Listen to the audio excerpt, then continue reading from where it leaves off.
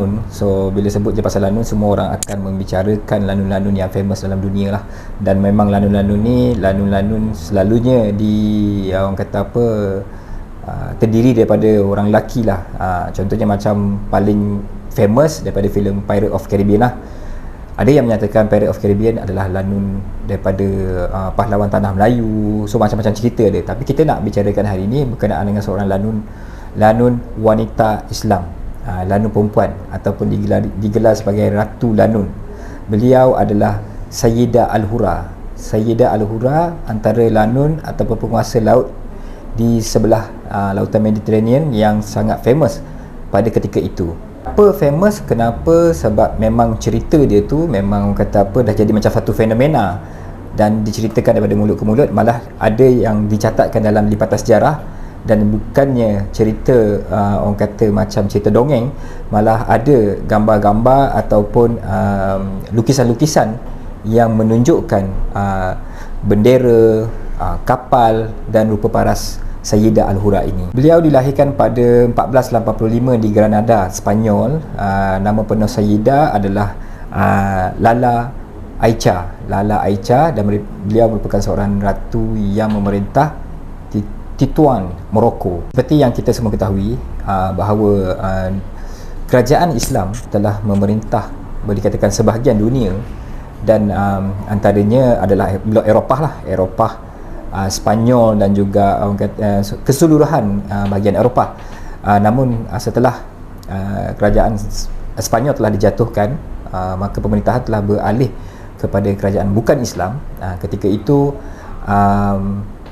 beliau pada usia 16 tahun telah lari daripada Spanyol dan dikatakan telah berkahwin dengan seorang pemerintah di daerah berkenaan.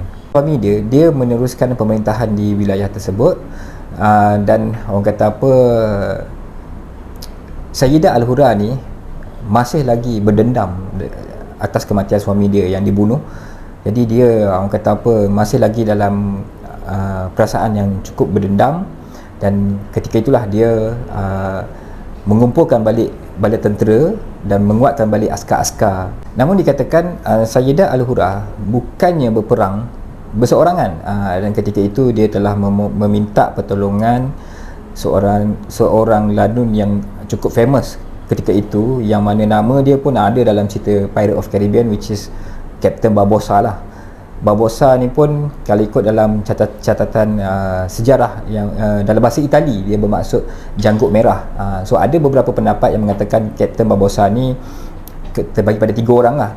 Bersama Barbossa, Sayyidah Al-Hura bergabung, dan kemudiannya mereka melancarkan perang ke atas Portugis dan Spanyol, sehingga mereka berjaya memenangilah kebanyakan perang yang berlaku itu, dan mereka telah merampas kata apa, kesemua merampas harta dan tebusan-tebusan yang telah ditangkap, sehinggalah sebahagian besar lautan Mediterranean telah dikuasai oleh Sayyidah Al-Hura, dan di belah timur dikuasai oleh Barbossa. So mereka berjayalah menawan kawasan tersebut.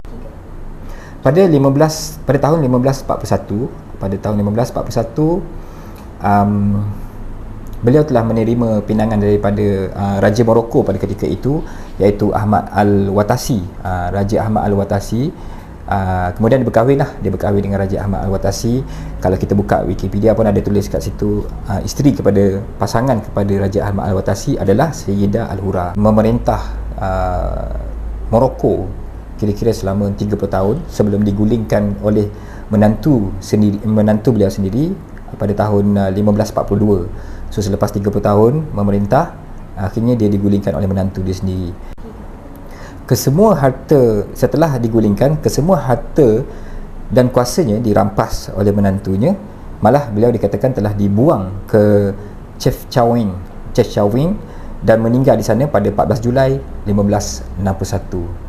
Itulah dia Sayyidah Al-Hura, Ratu Lanun wanita Islam.